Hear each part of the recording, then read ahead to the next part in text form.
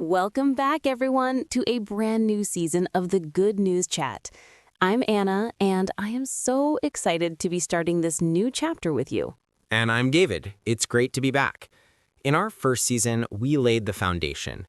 We talked about the core beliefs of Christianity, from the gospel to our future hope. And now we're shifting gears. This season is all about practical Christian living. We're calling it Faith in Real Life. We'll be tackling the how-to questions that come up after you say yes to Jesus. Exactly. It's one thing to believe something, it's another to live it out day by day. So, for our first episode of the season, we're going to tackle 3 big practical topics that almost every Christian wrestles with: forgiveness, dealing with doubt, and sharing your faith. That's a full plate. Let's dig in. Let's start with forgiveness. This is a tough one. David, what do you say to someone who knows the Bible says to forgive, but they just can't seem to let go of a deep hurt? It's one of the hardest commands, isn't it? First, it's important to clarify what forgiveness is not. It's not saying that what happened was okay. It's not necessarily trusting the person again instantly, and it's not always forgetting. That's so important. Forgiveness, at its core, is a decision to release someone from the debt you feel they owe you. It's handing over the right to get even to God. You're essentially saying, I will not hold this over your head anymore, and I will not let this bitterness control me. And the how is so practical. It starts with being honest with God. You can pray, God, what they did hurt me deeply. I am angry. But with your strength, I choose to forgive name. I release them to you. It's often a process, not a one-time event. You might have to make that choice every day for a while. And we forgive because we have been forgiven a much greater debt by God through Jesus. It's an act of receiving God's grace and letting it flow through us to others, even when it's hard. Now, let's pivot to another common struggle: doubt. Anna, is it okay for a Christian to have doubts? Absolutely. Doubt is not the opposite of faith. It's often the ingredient that helps faith grow. Unbelief is a refusal to believe, but doubt is a questioning, a wrestling.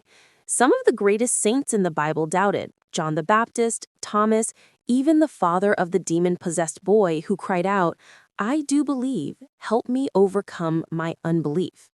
I love that Jesus didn't scold that man. He met him in his doubt and healed his son. So the first step in dealing with doubt is to bring it into the light. Don't hide it. Tell God about it. Talk to a safe, mature Christian about it. And then investigate. Is your doubt emotional? You feel like God is distant? Or is it intellectual? You have a question you can't resolve. For emotional doubt, focus on God's character in the Bible. For intellectual doubt, don't be afraid to read books, listen to talks, or ask a pastor. God is not threatened by our questions. Faith isn't about having all the answers. It's about trusting a person, Jesus, even when you have unanswered questions. Which leads us perfectly to our third topic, sharing your faith. This can make people so nervous. They think they need to be a theologian or have a perfect speech.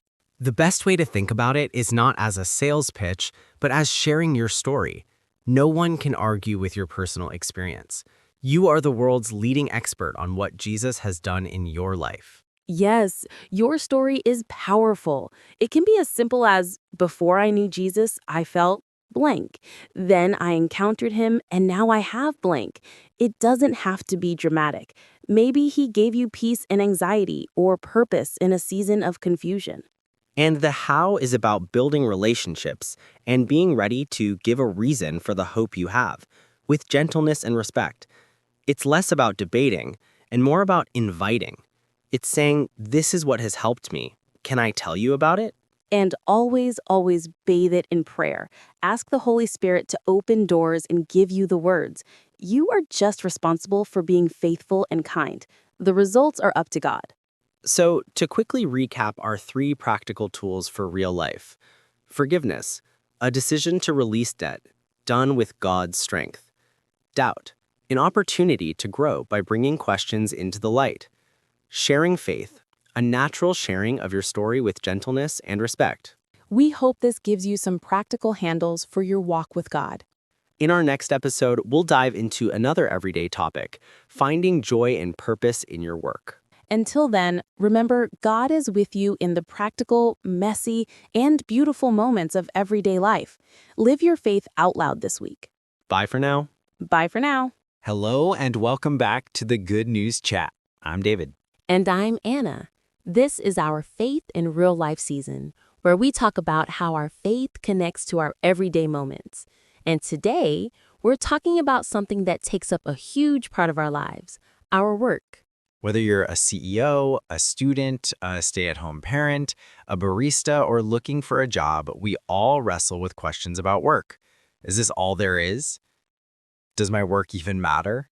It's so easy to fall into two traps. Seeing work as just a paycheck, a necessary evil, or, on the other hand, making it our entire identity and source of purpose. The Bible offers a much richer and more meaningful perspective. It really does. To find that perspective, we have to go all the way back to the beginning, to the Garden of Eden. What was the very first thing God did with Adam? He gave him a job. That's right. In Genesis 2:15, it says, "The Lord God took the man and put him in the Garden of Eden to work it and take care of it." Before sin entered the world, there was work. So work itself is not a curse. It's a God-given gift. It was meant to be fulfilling and creative. So, work is rooted in our design. We are created in the image of a God who works. He is a creator, a sustainer, a planner. When we work, we are reflecting something of his nature. But we all know work feels different now. It can be frustrating, exhausting, and sometimes feel meaningless. That's the result of the fall. The curse in Genesis 3 introduced thorns and thistles, making work often toilsome. But here's the game changer. Jesus came to redeem all things, and that includes our work. So, how do we find joy and purpose in our work today? Let's talk about 3 ways. First, see your work as an act of service. The Apostle Paul says in Colossians 3:23, "Whatever you do, work at it with all your heart, as working for the Lord, not for human masters." This changes everything. It really does. When you're stocking shelves, you're creating order. When you're answering emails, you're facilitating communication. When you're caring for a child, you're nurturing a life. When you do it with excellence and integrity as an offering to God, even the most mundane task takes on eternal significance. Second, see your work as a platform for love. Your workplace, whether it's an office, a construction site, or your home, is your primary mission field. It's where you can practice patience, show kindness, be honest, and demonstrate the love of Christ to your colleagues, customers, and bosses. You might be the only Jesus someone ever meets.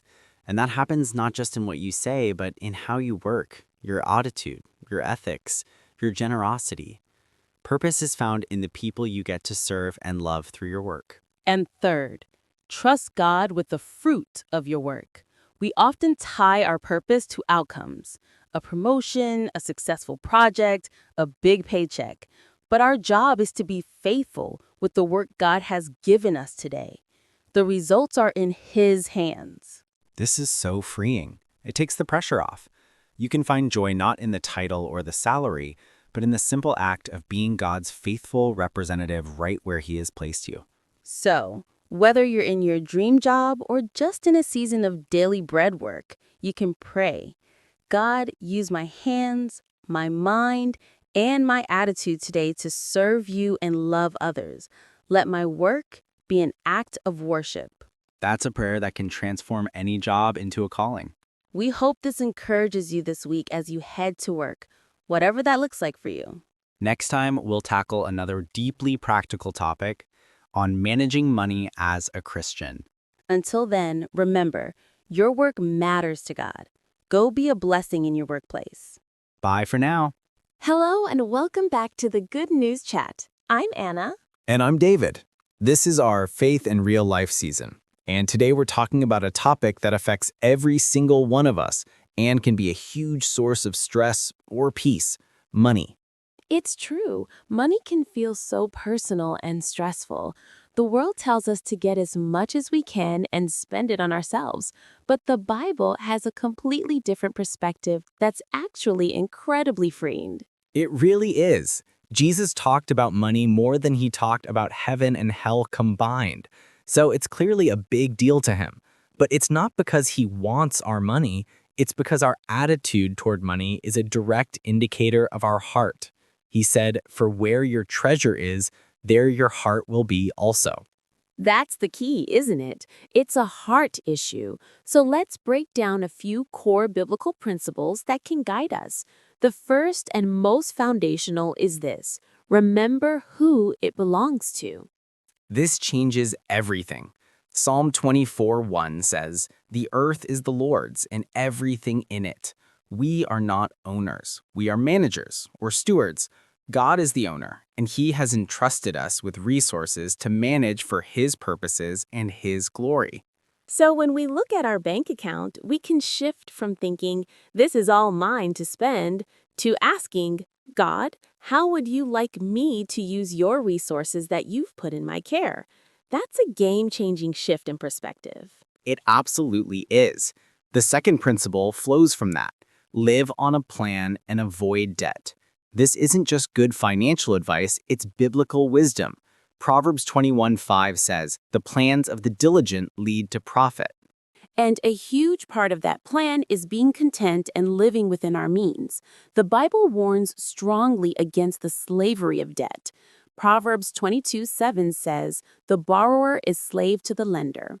Creating a simple budget is a practical way to be a good steward of what God has given you.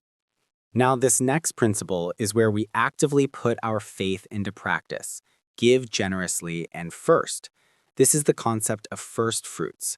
In Proverbs 3:9, we're told to honor the Lord with your wealth, with the first fruits of all your crops. This means giving the first portion of our income back to God through our local church before we pay our other bills.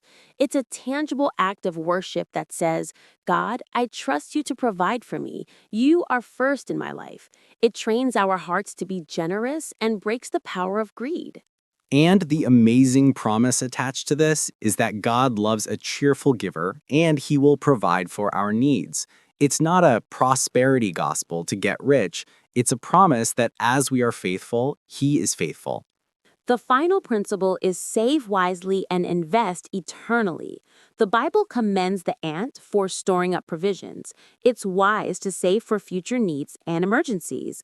But it also constantly calls us to store up treasures in heaven by using our money for things that have eternal impact, like supporting missions, helping the poor, and building God's kingdom.